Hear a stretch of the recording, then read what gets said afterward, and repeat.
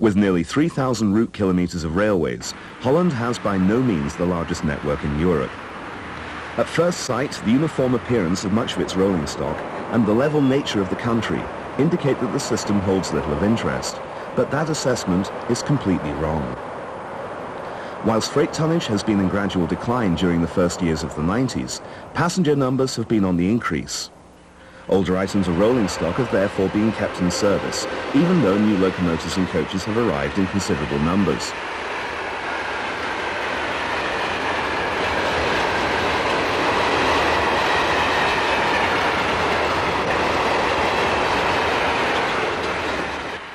This survey of the railways of Holland begins in the southwest corner and proceeds in a loose clockwise circle, taking in the main centres of population and most of the railway routes in between.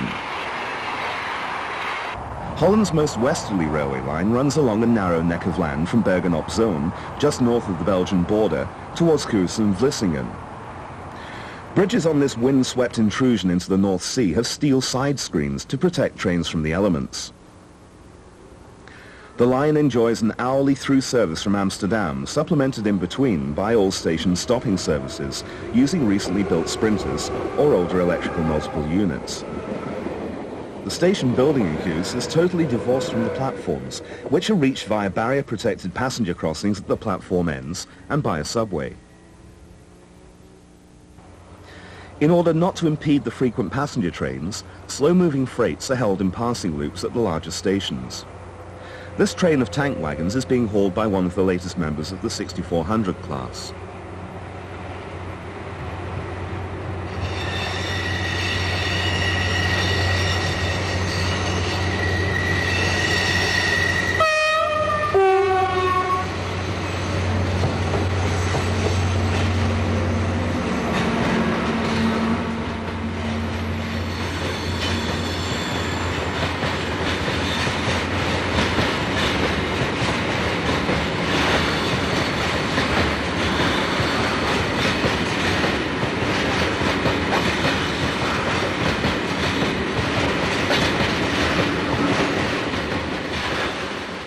The main international route connecting Paris, Brussels and Antwerp with Amsterdam crosses the Belgian border a few kilometres south of Roosendaal. This is one of the hourly push-pull shuttle trains which connect the Belgian and Dutch capitals.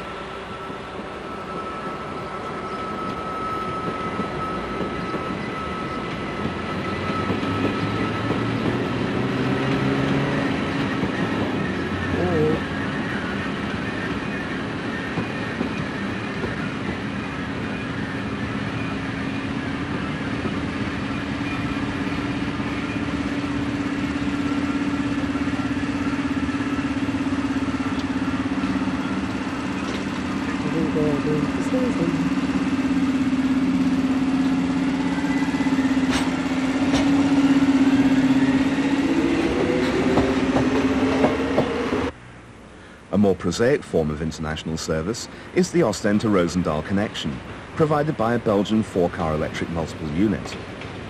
Alongside, on the right, is a 10-car train made up of 2 4-car and 1 2-car EMU sets built in the mid-50s.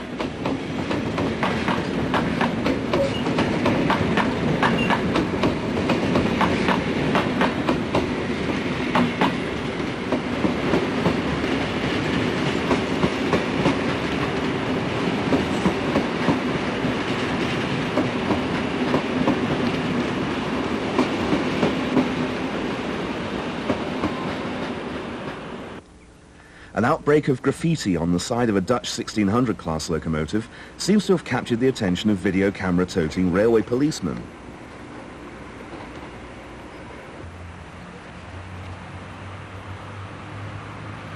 The grandest train of all to pass through Roosendaal is the Étoile du Nord, or North Star, on its way from Amsterdam to Paris. At the head of the gleaming ex-Trans-Europe Express stainless steel body coaching stock is a Belgian 25-5 class locomotive. It was built in 1960 and modified to dual voltage in 1973 to allow it to operate trains like this across the two countries. It's unusual for a mainline electric locomotive in that it only has one pantograph. Civilized greetings between professional railwaymen, which are so characteristic of behavior on mainland Europe, are exchanged on the platform. Within a few moments, the warning lights at the end of the platform begin to flash, and this remaining bastion of a mostly departed era of European train travel glides out of the station.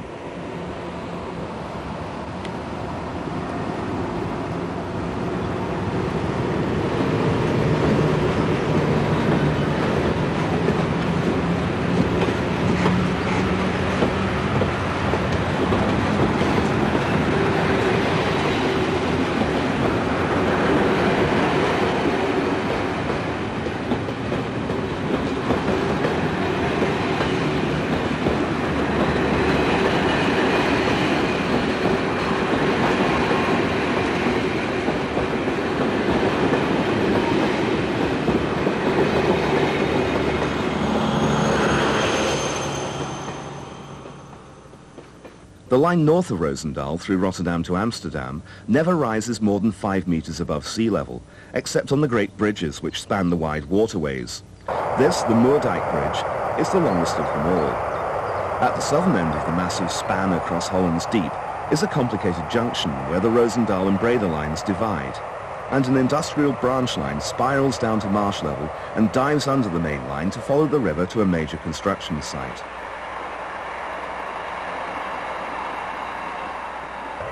This 1600 class machine is in charge of one of the hourly trains between Cologne and Amsterdam.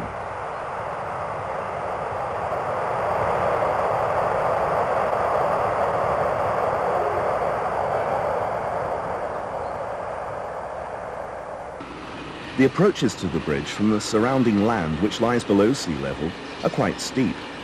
But this barely affects today's electric-powered trains, except some freight trains. This 1300 class locomotive is taking everything in its stride.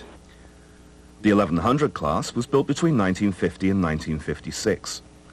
They have been modified with new ends and have undergone quite a number of livery changes during their long lives. The next significant obstacle to the north is the Oude Maas waterway at Dordrecht, which carries a great deal of both ocean-going and river-borne bulk traffic. The railway is also intensively used, and it's important to avoid delay to either mode of transport. The solution has been to combine two types of lifting bridge in one impressive span. The southernmost bridge is a fast-acting, high-rise version, where the track bed is lifted high enough in the air to clear the tallest mast or funnel in less than 20 seconds. The three more conventional spans rise more slowly and give less clearance to shipping. Nevertheless, the entire operation of opening and closing the bridge is extremely swift and barely interrupts either rail or river traffic.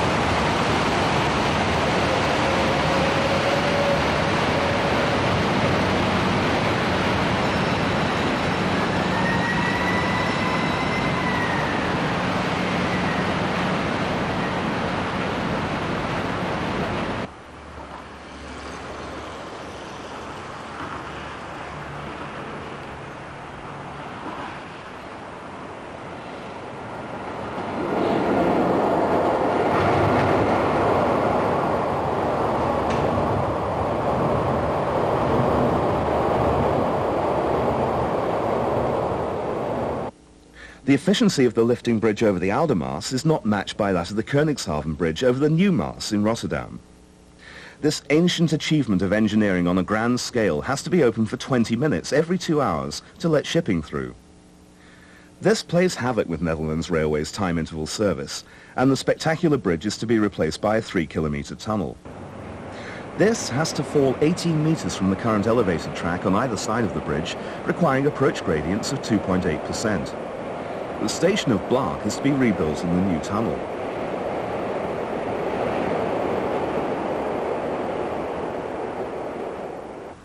Like most major towns and cities in Holland, Rotterdam has its own mass transit system. While tramways are not within the scope of this program, Suburban systems are of interest, and this one in Rotterdam is unusual. The two-car trains look much like light rail transit sets the world over, but these are unusual in that they operate from a third rail supply in the urban centre, but from overhead catenary in the suburbs.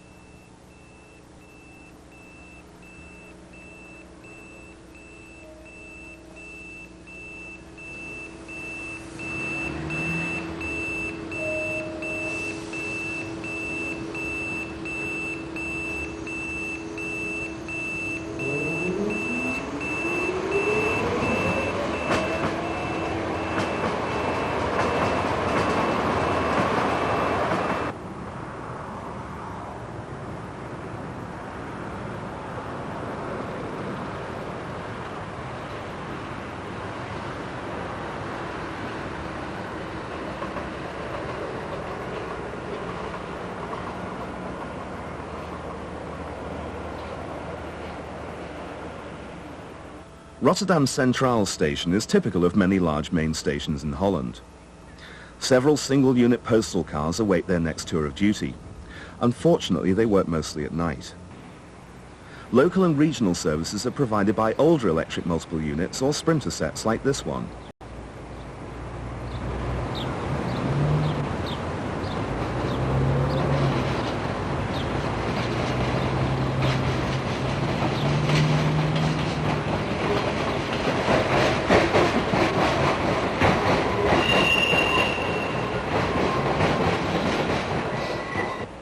Prestige services are usually hauled by 1600 machines, but this, although it looks very similar, is a brand new member of the 1700 class, of which there are only 12 in service at the time of filming.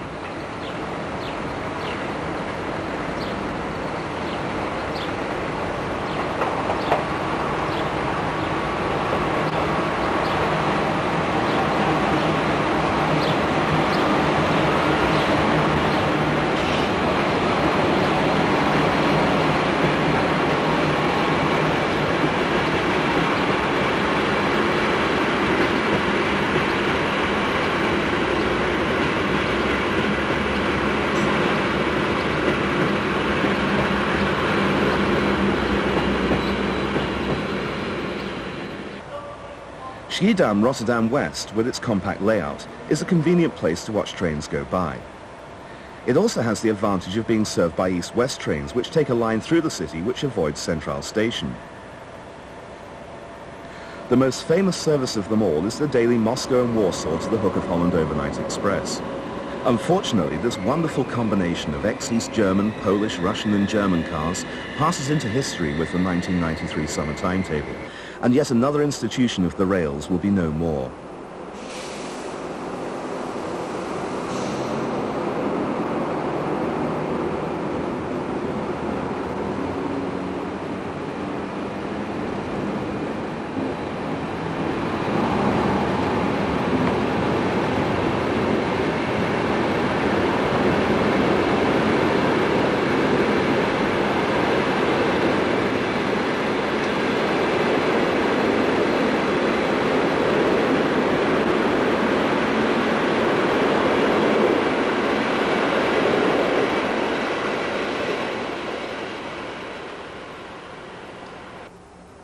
The small 83-ton machines of the 1100 class were based on the SNCF BB 8100 design, which dates from 1949.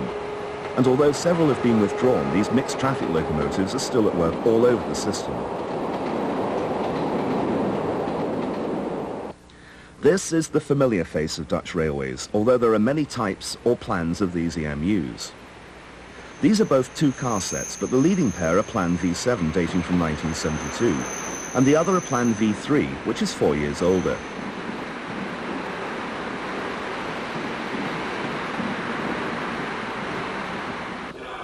This is the older version of electrical multiple unit, easily distinguished by its windows and arrangement of lights. Even so, there are many differences. In the lead here is a 4-car set of Plan P with elbow-type pantographs, trailed by a 2-car set of Plan Q with box-type pantographs. All versions of this type were built in the 50s and early 60s.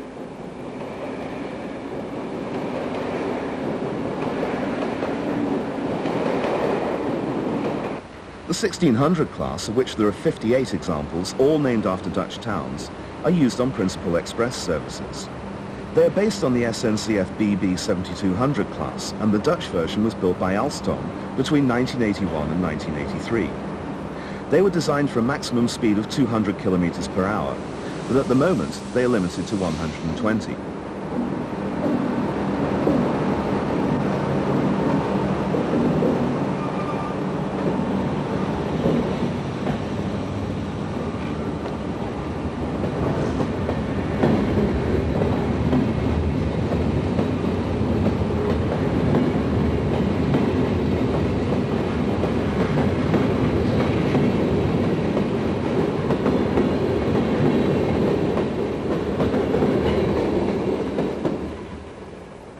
As a relief from an endless procession of yellow, it's good to see a blue Belgian locomotive at the head of one of the 2 hourly trains from Amsterdam to Paris.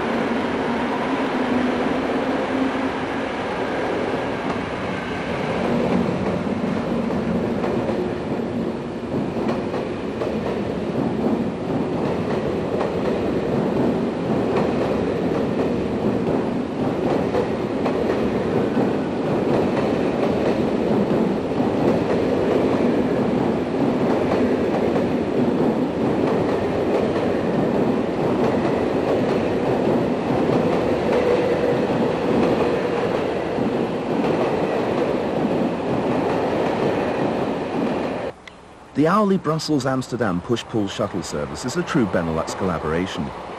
The dozen 1100 class locomotives are provided by Belgian Railways and the matching coaches by their Dutch partners. The 237-kilometer journey takes 5 minutes over 3 hours. The main industrial and dockland areas are to the south of the city, and a busy network of railways serves the Europort, which is the commercial heartland of Holland.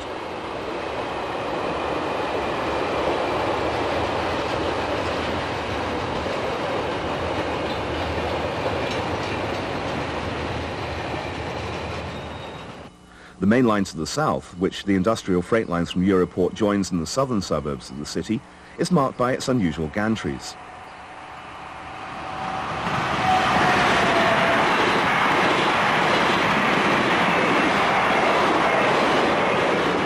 To the north of Rotterdam, in the short stretches of countryside between the urban sprawl of Delft, Den Haag, Leiden, Haarlem and Amsterdam, the deep waterways of the south have disappeared to be replaced by picturesque streams and canals.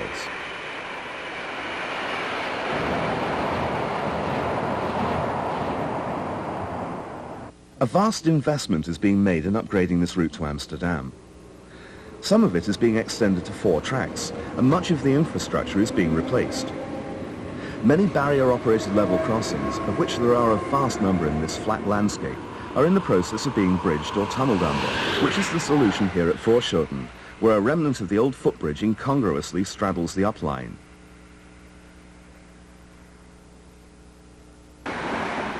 Within the suburban areas, the line is already 4 tracks wide, which allows the frequent stopping services to get out of the way of faster trains. This station to the north of Den Haag has a 15-minute service, even on a Sunday.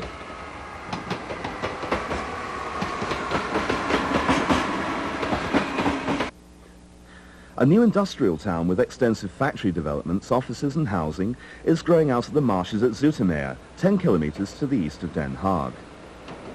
With typical Dutch efficiency in planning, the railway to serve this growing community is already in place. But instead of investing in an LRT system, suburban sprinter trains provide the service. The secondary line from Den Haag to Gouda passes through the southern extremities of Zoetermeer. Just what the passengers make of this 5-meter-high head with a roof garden as they pass by is unknown. To English eyes, the development at Zoetermeer is beyond comprehension. Hectare upon hectare of speculative office and factory development just waiting for a buyer or lessee. Maybe potential occupants are waiting in the wings. Who knows? Just a stone's throw away is a slice of old Holland preserved just as it has been since the 16th century. A line of old thatched windmills marches across the flatlands close to the railway line. That Holland is famous for its windmills is well known, but I'd always assumed that their prevalence had to do with the abundance of wind and the need to feed a nation. Not so. These polder mills, which date back in this design to the 12th century, were not to grind corn, they were for drainage, to keep the sea out and irrigate the crops. Of course, there were industrial windmills as well, but those which are dotted around the flatlands are not of this type. In the distance are the latest in electrical multiple units, the striking IC3 sets, which first appeared in the early 1980s and are nicknamed koplopers.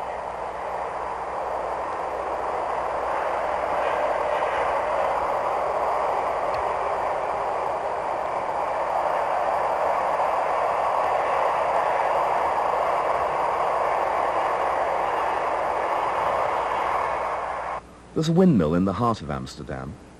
It's an industrial stage mill and has the miller's quarters underneath the mill itself. It's famous for an old song. Something about a mouse on the stair, right there, little mouse with clogs on, well I declare, going clippity-clop on the stair. It's one of the sights which can be seen from trains approaching Amsterdam Centraal Station from the southeast.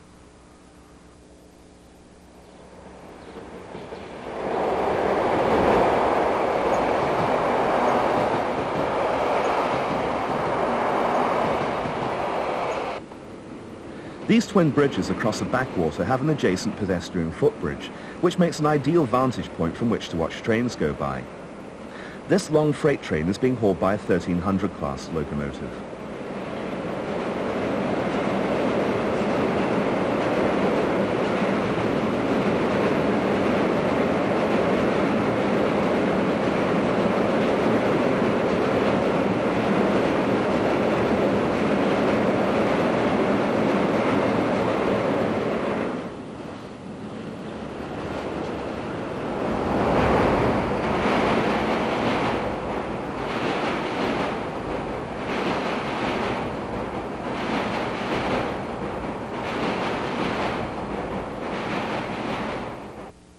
In the nearby sidings, this tiny Class 200 shunting locomotive with cab-mounted crane waits for its next assignment.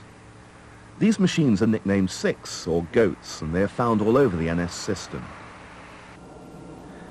At the western end of Centraal Station is a lifting bridge of a type found all over Holland.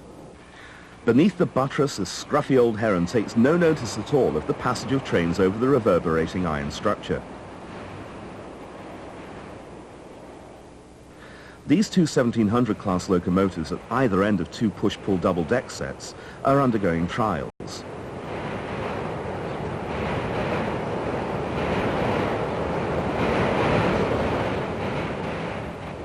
At the other end of the lifespan of locomotives in Holland is this elderly 1200 class.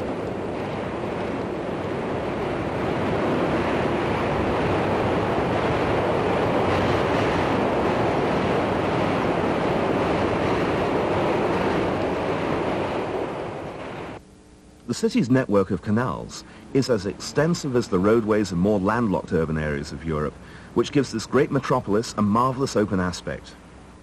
Unlike many other large city stations which seem to have been shoehorned into an urban environment, Amsterdam Centraal has an abundance of long, uncluttered platforms covered by an immense arched roof. Although it's the ultimate destination of virtually every arrival, it's not a terminal design, and trains approach from the north and the south. International trains from Italy, Switzerland, France, Germany, Belgium, Denmark, as well as Eastern Europe share space with an endless procession of suburban trains.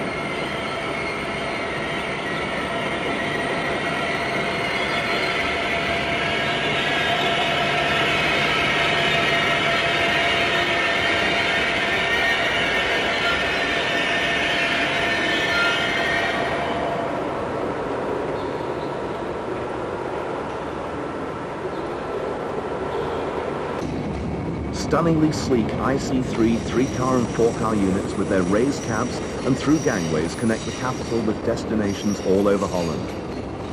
The prototype was built by Talbot with electrical gear by Oerlikon in 1977, and the initial batch of 97 3-car units followed between 1983 and 1989. Delivery of the 4-car sets began in 1990, and the series is still under construction.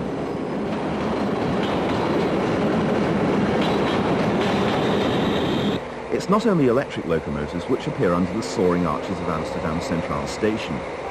Number 2215 is one of a large group of mainline diesels built between 1955 and 1958, and still a favourite among railway enthusiasts.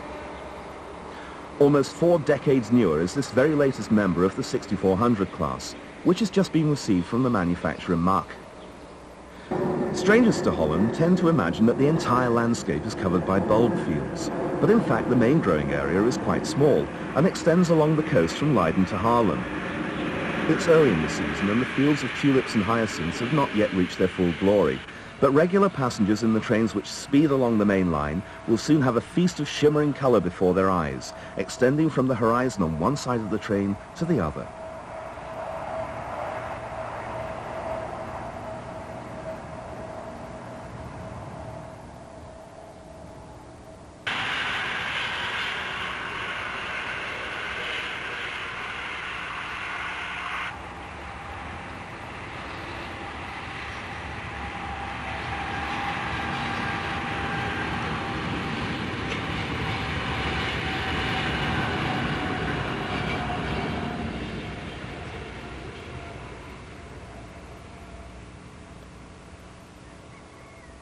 To the north of Amsterdam, a railway line heads into the sparsely populated area known as North Holland towards Alkmaar, before dividing into two.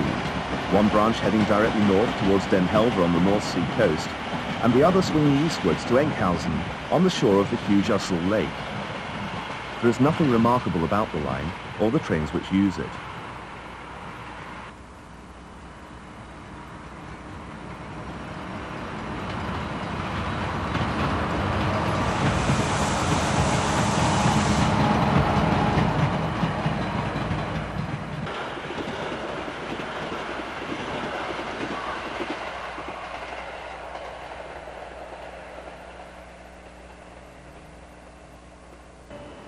Not quite all Dutch railway lines are electrified. In the Friesland town of Leeuwarden, almost at the northern extremity of the Nederlandse Spoorwegen network, overhead wires and electric traction gives way to diesel power. A series of single-unit and 2-car sets were built for passenger services in this part of Holland by Duvag in the early 80s. They have a modest maximum speed of 100 kilometers per hour.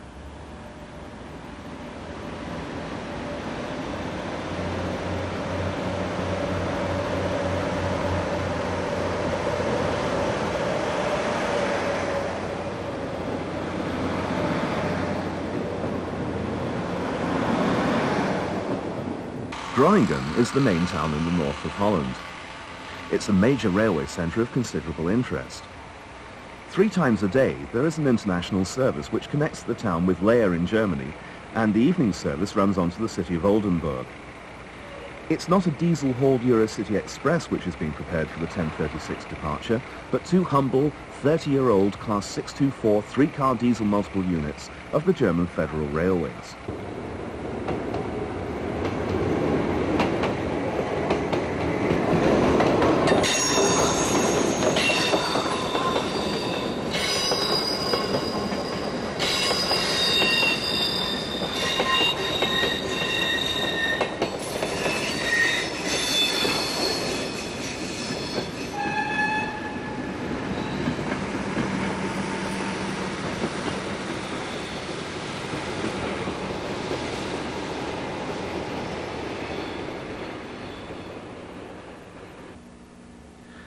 Perhaps the most historic locomotive still at work on the NS system is the 1200 class.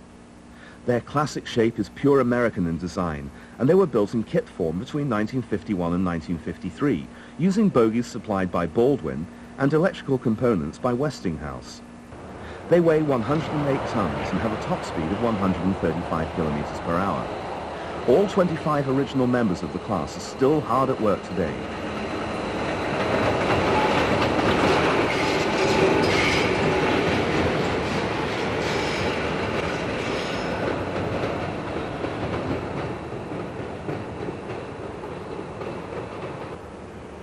Not all diesel multiple units are of modern design. This three-car doghead unit was built 30 years ago and still sees regular service over the non-electrified lines radiating from Groningen.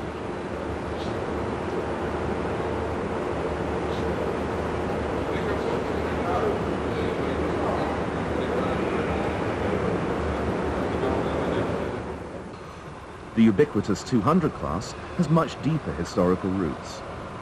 The first of these goats appeared in 1934, and the last took to the rails in 1951, by which time there were more than 150 of them at work all over Holland.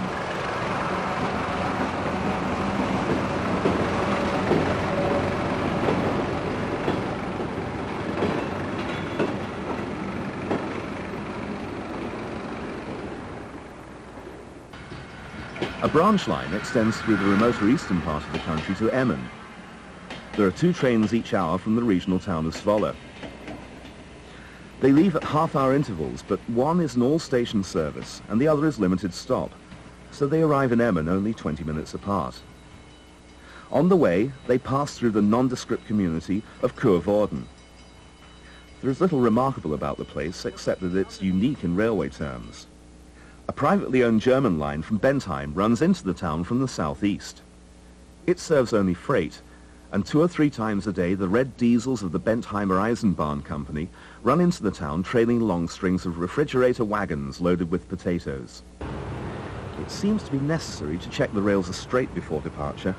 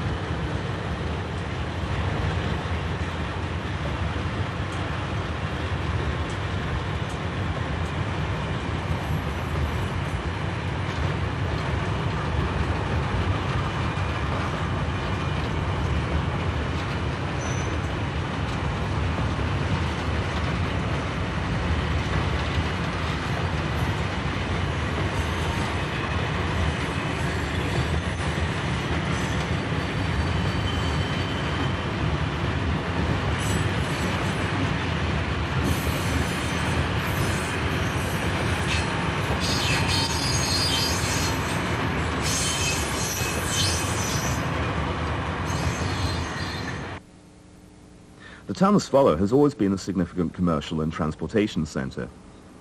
There is a large NS workshop and stabling point here, and this new shunting and works locomotive is on pilot duty today. It was constructed primarily for towing strings of carriages through the washer.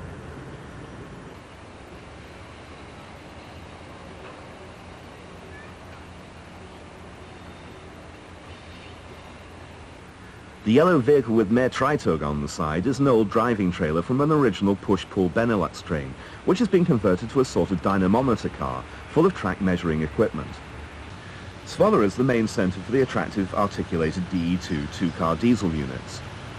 When they were first delivered, as long ago as 1952, they sported a light blue colour, and soon acquired the nickname Blue Angels. They were built by Allen and rebuilt in the mid and late 70s. The large pods on the roof are for pressure ventilation equipment.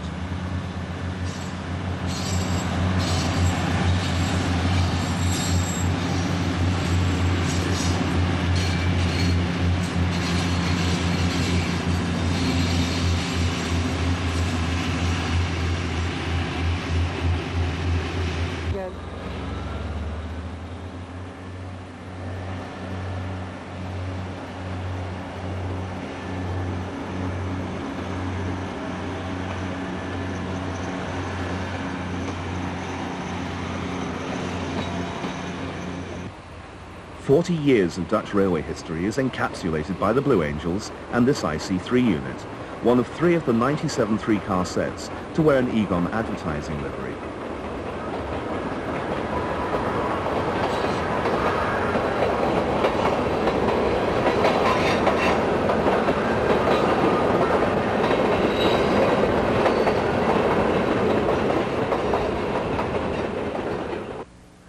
This is one of the 2200 class diesel locomotives allocated to the Swallow depot. These machines were built in the mid-50s and now are facing withdrawal from service. The new thyristor-controlled 6400 class is intended to be their replacement.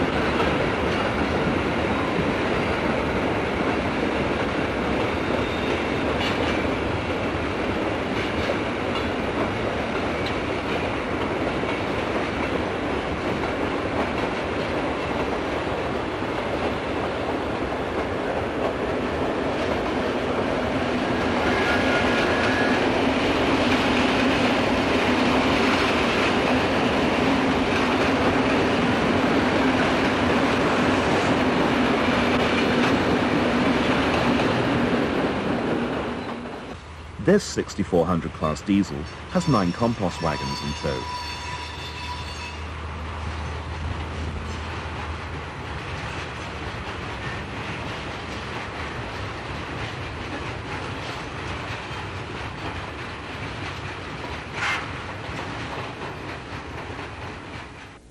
To the south of Amsterdam, the railway follows the Amsterdam-Rhine Canal for almost the entire distance to the city of Utrecht.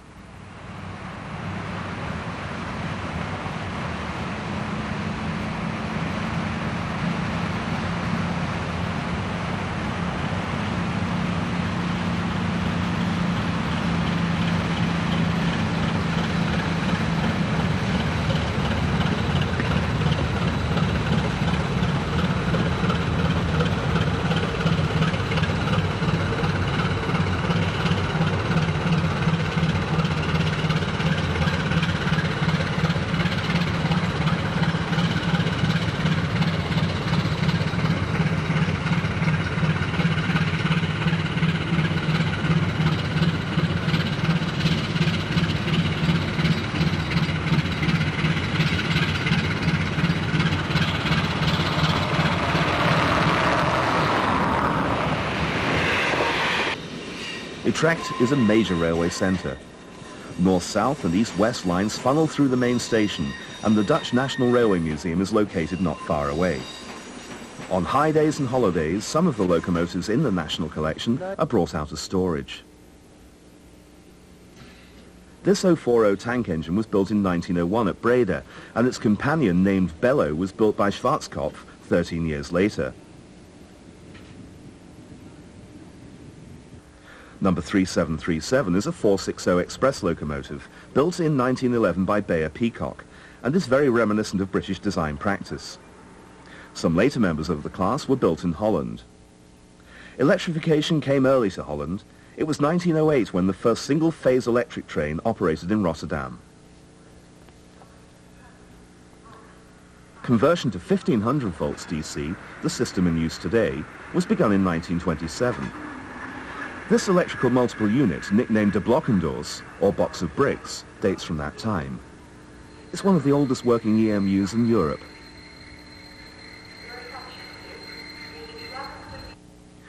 Six EM2 locomotives were purchased from Britain in 1969 and became the Dutch 1500 class. Electra, the first of the group, has been beautifully restored to her British Railways livery and normally resides in England. All members of the class have been withdrawn, but 3, including Electra, are preserved.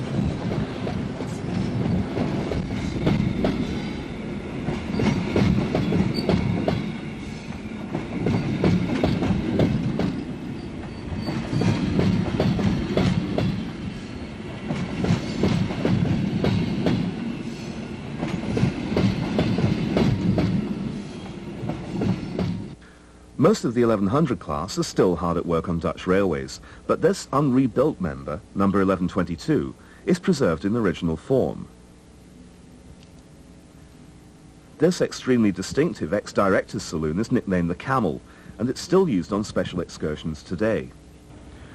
This 600 class diesel illustrates the links which Holland has always had with locomotive builders in Britain. The class was built by English Electric between 1950 and 1957, and although they are now being withdrawn, many are still employed on light duties.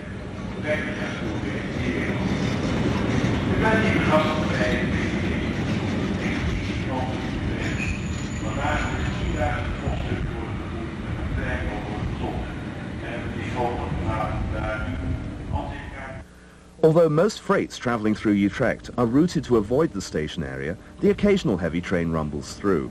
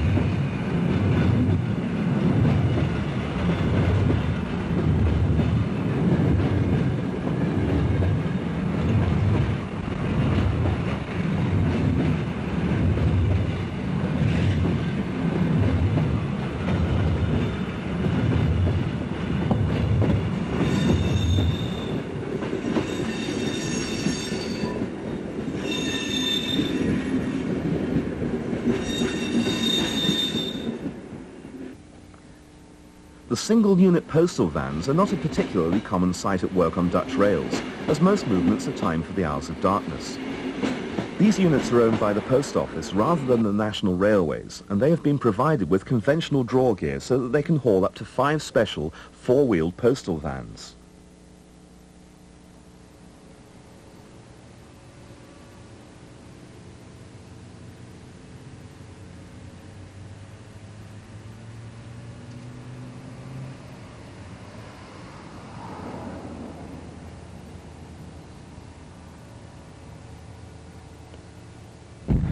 The 2400 class of locomotives, built by Alstom in the mid-60s, are no longer a common sight, as they are gradually being replaced by the 6400 class.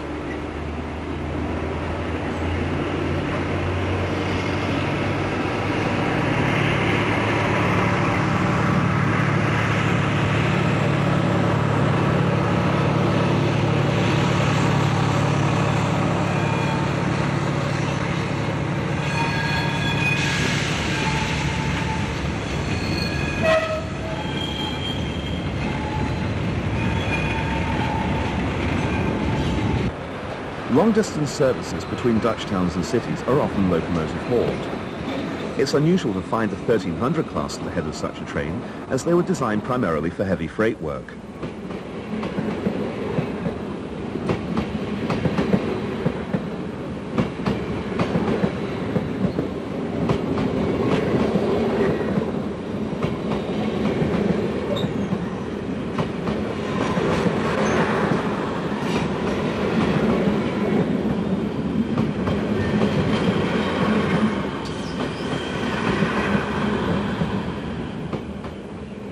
A great many international express trains pass through Utrecht on their way in and out of Amsterdam. This is the Rembrandt from Amsterdam to Keur in Switzerland, with a rake of brand new Swiss coaches, including a panorama car towards the rear. The journey takes 10.5 hours.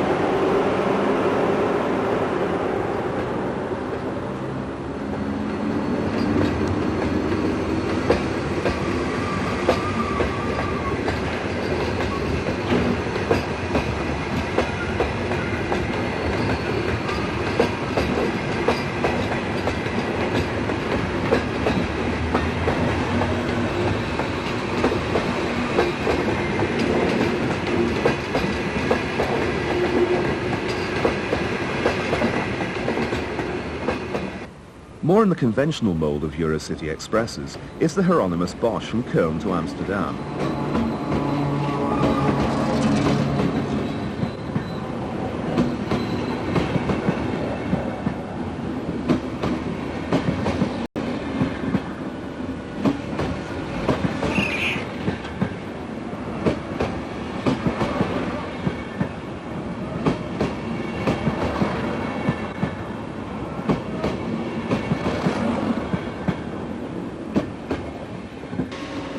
The Jan Peter Svelink from Köln arrives in Utrecht just as the Frans Hals prepares to leave for the same city.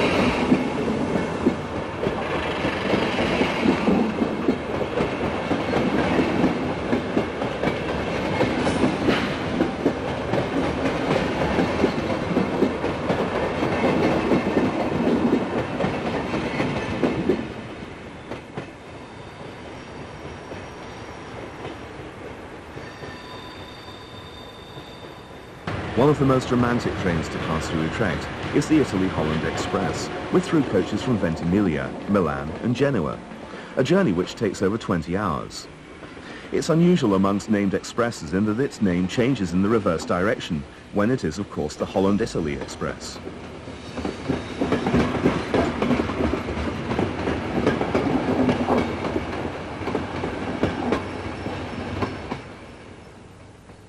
From Amsterdam and Utrecht, the international route to Germany runs across many kilometers of flat countryside, through Arnhem to Emmerich just over the German border.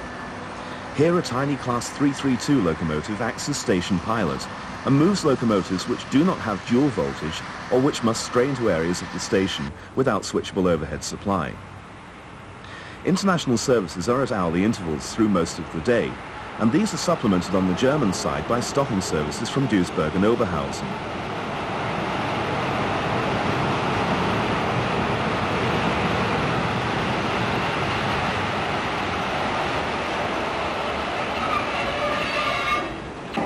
A Dutch Class 1600 prepares for the next arrival by running to the north end of the station just as the southbound Jan Peter Svelink coasts in from Amsterdam.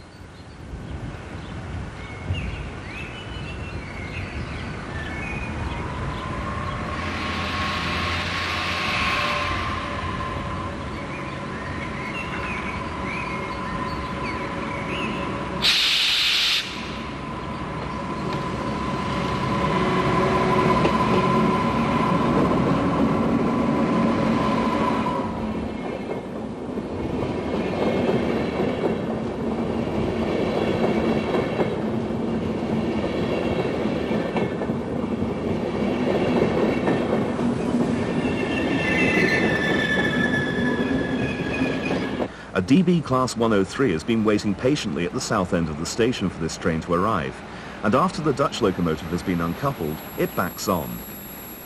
The sun is setting over Emmerich as the late-running Erasmus from Innsbruck arrives.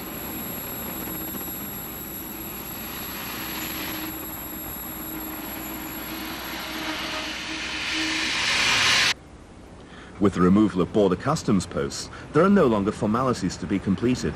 But timetables have not yet been adjusted, and the southbound express whiles away the time at the platform. Eventually it departs, and in the meantime number 1611 backs onto the Erasmus and completes its brake test.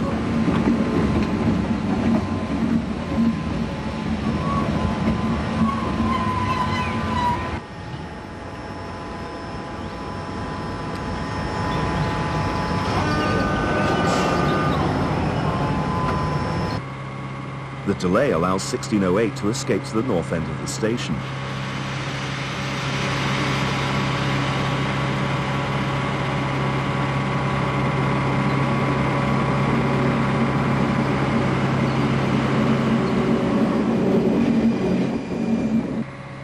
At 1834, right on time, the Erasmus leaves on the final leg of its long journey.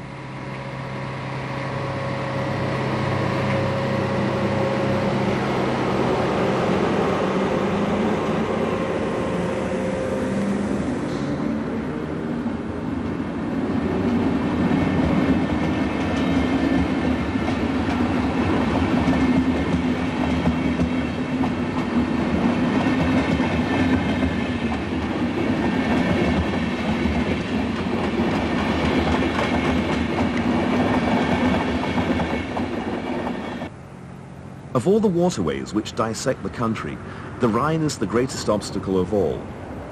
The river divides and subdivides on its way through Holland to the sea, but here in Nijmegen its volume is at its greatest. A cargo boat disappears into the early morning mist as a train rumbles across the mighty bridge. It's not a major international route, but a regional line which soars overhead on the reverberating structure.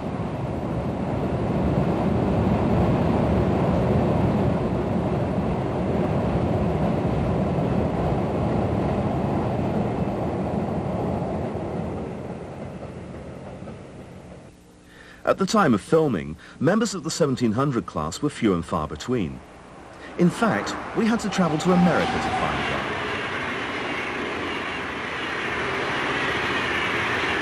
one. Although some freight traffic travels over the Emmerich route to and from Germany, most of it travels via Venlo, Eindhoven, Breda and Rotterdam.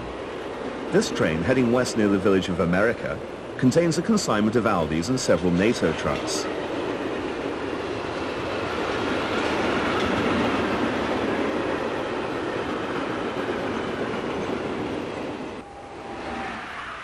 There's an hourly passenger service between Den Haag and Köln over the Venlo route, but none of the mixed German and Dutch stock trains are named, and they don't have Eurocity status.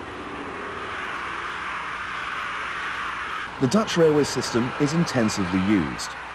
Virtually all passenger services are on a regular time interval basis, and even branch lines enjoy a density of service which would put many other countries to shame. Half an hour spent alongside a major railway route yields a harvest of trains of great variety and interest. Of course, there are many electric multiple units of unvarying similarity, but almost all long-distance trains are locomotive-hauled.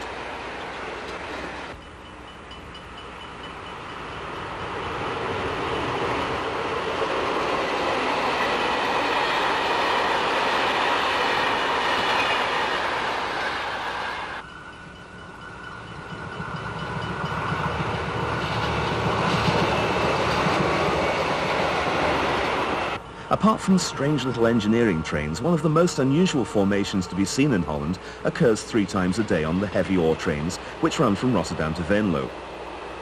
These have a heavy electric locomotive at the head, in this case a 1600 class, and 2 2200 class diesels, only 2 of which remain in the old red livery.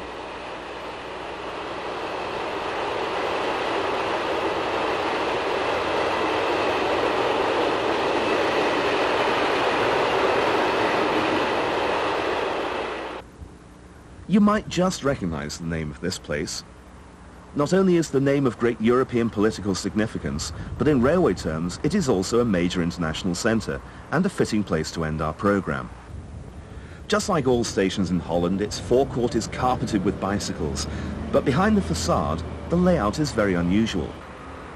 There is a dead-end bay platform and in effect just 3 very long platform faces. Each of these can hold 2 complete trains and can be accessed from any direction via crossovers and points halfway along their length. The hourly service from Liège in Belgium is provided by a Belgian electrical multiple unit of the AM80 type. These are nicknamed brake units from the French word for estate car, no doubt reflecting their spacious interiors.